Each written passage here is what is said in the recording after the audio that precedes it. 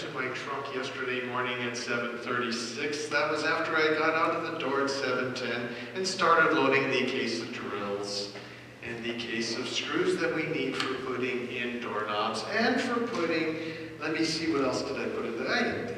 It was 7:36 when I jumped out of the truck and got onto the road and headed to McClinton's because I needed some eye loops.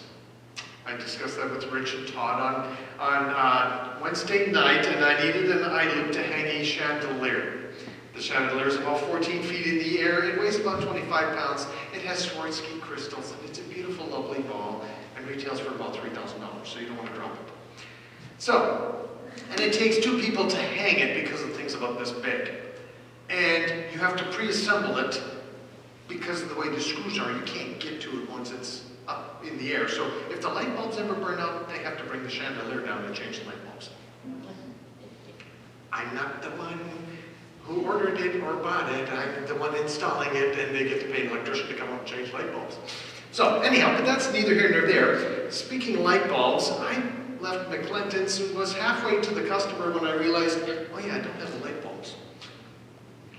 I'm putting LED light bulbs in because LED light bulbs last 15 to 20,000 hours, and hopefully they don't need to change it for 10 years, and then nobody will remember how to take the chandelier down anyhow. I go, okay, well, it's 8:10 in the morning. Let's see what time because I had been promised that my light bulbs would come in on Thursday. This is Friday morning, so I figured my light bulbs should be there. I'm going to North Coast Lighting. They are located across the street from Overlake. So I get there, and they open at 10 a.m. But I remember that the wholesale staff are in the office already, and so I drive around back, figure out how to park, which is really fun because there's no room, and go in the back door. And sure enough, somebody greets me, and we determined that my order has not come in yet, and it is supposed to come in later that day, maybe. So I'm like, okay, well, I don't want to wait for the rest of the day. I want to hang this chandelier now. I've got Heidi coming down at 9:30, and then I got him going over here. My whole day's worked out. I've got everything worked out. So I run over to Platt Electric, which is a few blocks away. No, sorry, we can't get you light bulbs till Wednesday. Okay, well then let me try this. I'll go to North Coast Electric, which is associated with North Coast Lighting, but it's the wholesale division. No, we can't get you light bulbs until Monday. And so I start driving in, and I'm like, okay, forget this. We're not going to hang the chandelier this morning. It's not going to work.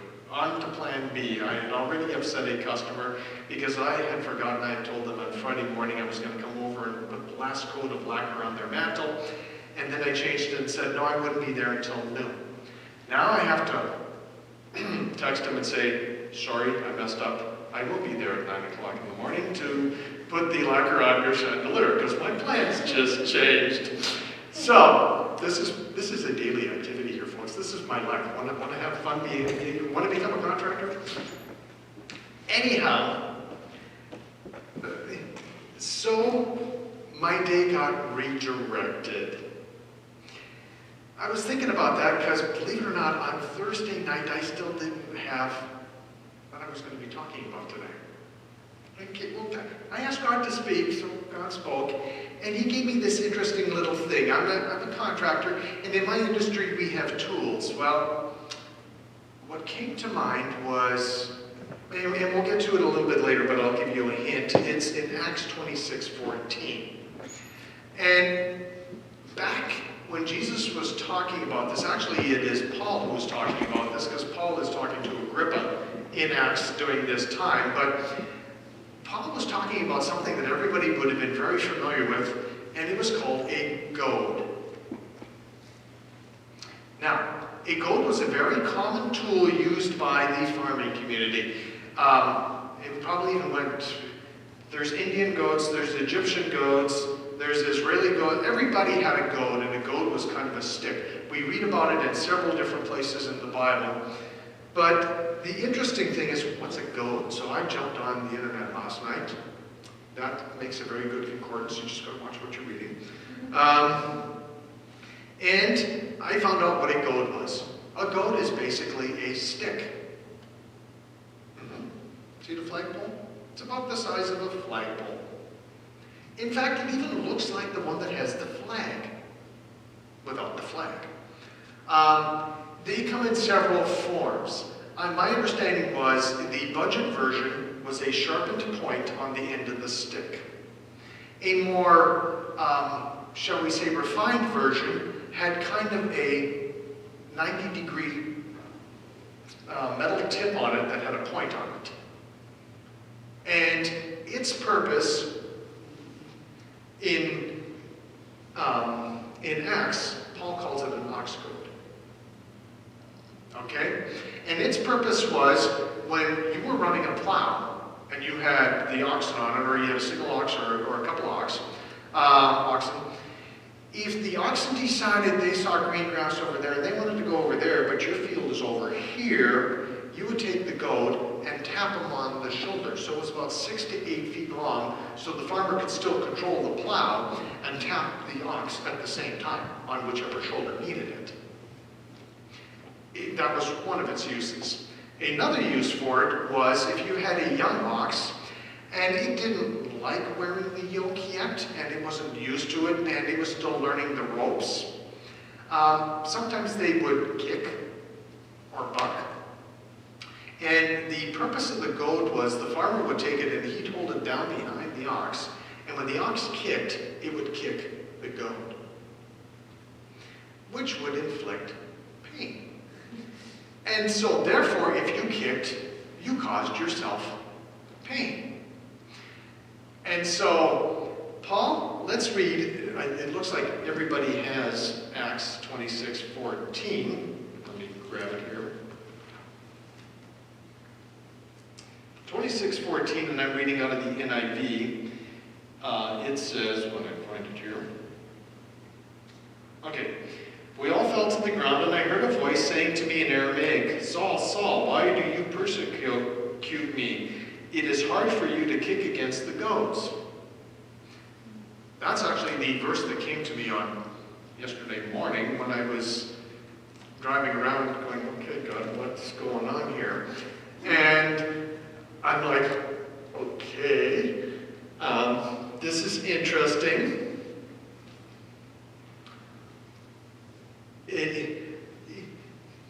This version says it is hard for you to kick against the goads. In the New Living Translation, it says, it is useless for you to fight against my will. I do recommend reading this in 2 or 3 different translations. And by the way, the New Living Translation is a translation. It was kind of taken from the New Living Bible. Mr. Peterson wrote the New Living Bible, and he didn't do it as a translation. He made it to be easy reading English. The New Living Translation actually has taken what he has done and just made sure that it is biblically and phonetically, the orders are, all that kind of stuff is correct. So it is, if anybody fears the word New Living Translation, no, it's as good as reading your NIV. They both are good, and it's interesting to read things and get a different perspective. Anyhow, for too long, I don't know if you've noticed this, but for too long I've tried to do things my way. Anybody identify? I mean, it's literally, I have to, Tuesday night I was lying in bed, I'd wake up at 2:30 in the morning, and besides praying and going through the daily events and going, man, I should have done this, and oh, I should have done that, no, I need to do this, and oh, I need to do that.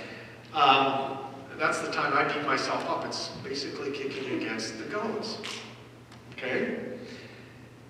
It takes me a while to figure things out. One other area, and this is interesting because goads are brought up in a couple of different areas.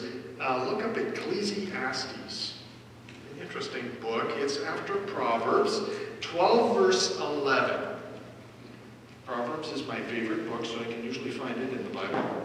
And then if we go a little bit further, you find Ecclesiastes, because it comes right after Proverbs. And what did I say? 12 verse 11, near the very end, Solomon has written, and it says, words of the wise are like goads.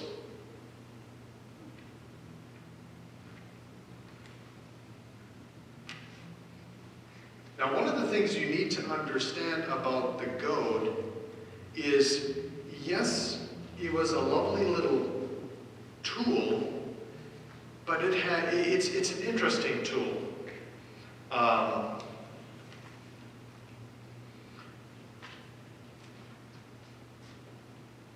Usually, if you've seen people dealing with animals, they'll have like a whip, or today they'll have a cattle prod, or they would have, if you're riding a horse, in the early Western times, they used spurs. Okay, those were ways of inflicting pain. But you know, the interesting thing was, all of those, the pain is inflicted by somebody outside of the animal. The goad is an interesting thing because the goad, you did not use it to inflict pain. It was self-inflicted pain. Are you understanding? Are you seeing the difference? On a whip, the owner would throw it across the back of back then a human or an animal. A spur, you would kick the side of the animal. A cattle prod, you poke it at him and push the button. A goad, you set it in place and the animal would kick it itself. If they didn't kick, they didn't get hurt. The goad was also used to clean off the plow when you were done plowing. So it had they also brought up an interesting thing that the goads, if you remember, Israel had to go to the Philistines to have their plowshares and their goads sharpened. So in order to repoint and clean up their tools and put an edge back on it, they had to go to the Philistines and pay the Philistines to redo their tools. And so there's 3 locations that you actually find a goad located in the Bible. Now, I'm going to get back on track. That was a rabbit trail that we discussed in class today. Time for another story. Pressure cooker. Most of you have probably heard this, but the story happened about 20 years ago. I was still at Magic, and it was Friday, and it was a Friday in December. Magic also always had this fabulous Christmas party. Back then, the company would spend $30,000 or $40,000 on a Christmas party. It was all you could drink, all you could eat. They didn't hold anything back. Anyhow, Jean had to do a few errands. Michael and Kayla, I think, were in school. And I was off at work, and Jean was running out to do the last minute errands because it's a Friday afternoon. The party was usually on a Friday night or it was on a Saturday. I think this one, it was a Friday morning, and she was running around. She was going to get her hair done. She's sitting here holding her hair. Anyhow, she jumps in the car, runs to her hair appointment, and then realizes, I need gas. So she stops at the gas station, is putting fuel in the car, when she notices she has a flat tire. Well, she's not far from the house. Didn't know where the air was at the gas station, so she turned around and went back home. She walks in the house and hears this pitiful little and the house stinks. She'd forgotten the pressure cooker on the oven, on the stove top, and it had been going for about 35 minutes. It had been going long enough. She was doing something, I think, for Saturday, and it had been going long enough that it had burned out all the water in the pot. And actually, when we opened the pot many months later, because I actually didn't dig into it, it was a charcoal mass on the interior. It actually had been spitting charcoal. We ended up having to remove all the kitchen cabinet doors, had to repaint the kitchen, wiped the kitchen cabinets down multiple times, and it took it like 3 or 4 months to get the burnt smell out of the house. But had she not gone home, there wouldn't have been a house. Yeah, because eventually the pressure cooker would have exploded.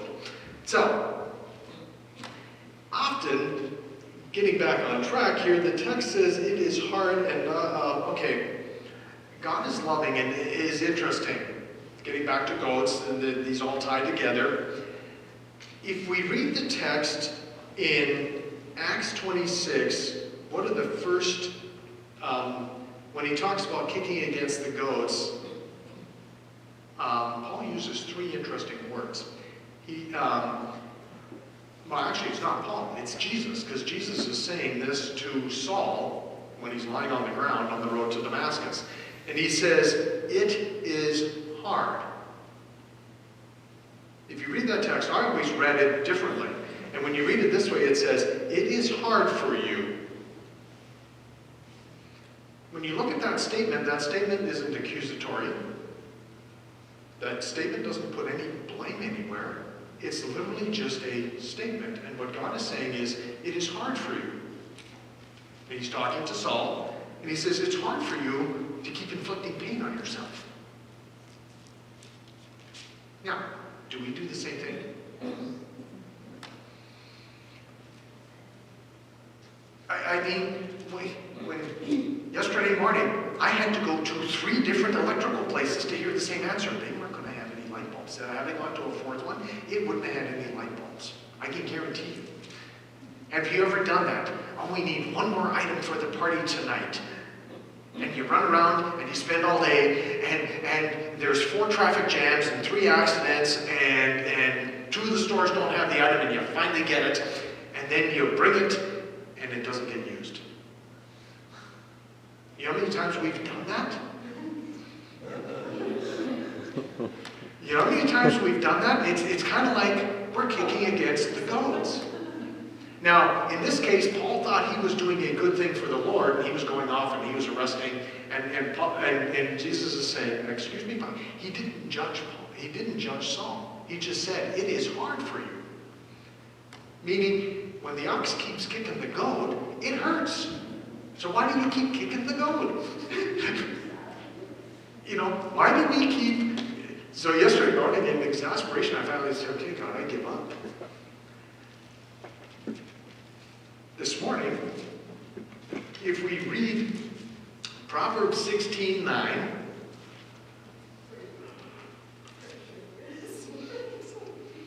no, that's why I wasn't pressuring you this morning, because I've learned, God is teaching me, when you ask for patience, that is the form of patience. It's called kicking the goads one way, or having patience is the other.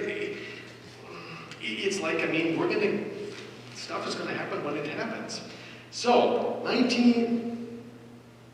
16 verse 9, not 19. You can hear me ad-libbing here. It says, in his heart a man plans his course, but the Lord determines his steps.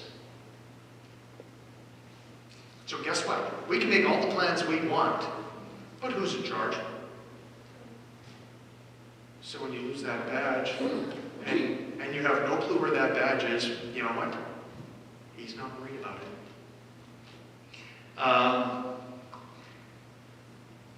So when your plans don't go as you want, remember Proverbs 16:9. Think back of all the times you've planned things and compare it to how they actually turned out. So think back, okay, this is what you want to do, and then after a couple of years, then think back, how did they actually turn out compared to how you had planned it? Sometimes they weren't as you planned, sometimes they don't. If you look back much later, so reminisce back, you will see that God's plan is always better. God knows the future and he wants to help. He wants us to enjoy and not be harried. I probably misspelled it. Look or think about the bigger picture. Maybe the flat tire can save your house. Maybe the alarm clock not going off can save your life. You weren't in the car accident that happened because you would have been there at the time it happened. Maybe a kind gesture makes someone's day go better. So, to me, the sermon was as much for me as anything because I spent too much of my time, God doesn't want us. What kills people today? Yes. We get cancer. We get sick. Our immune systems go down. And how do we, and when we're stressed, what are we doing? Kicking against. See, you know what? We can have the best laid plans, but remember, God is the one who makes them possible. So, let's pray. Dear Jesus, thank you for having Paul relate that story to Agrippa in the Bible, Lord, and for showing us that you ultimately do know and see everything, as we discussed in class today. And very much, Lord, you are in charge, and we ask that you continue to guide our paths. And Lord, when you make them straight, we don't have to get deviated. In Jesus' name.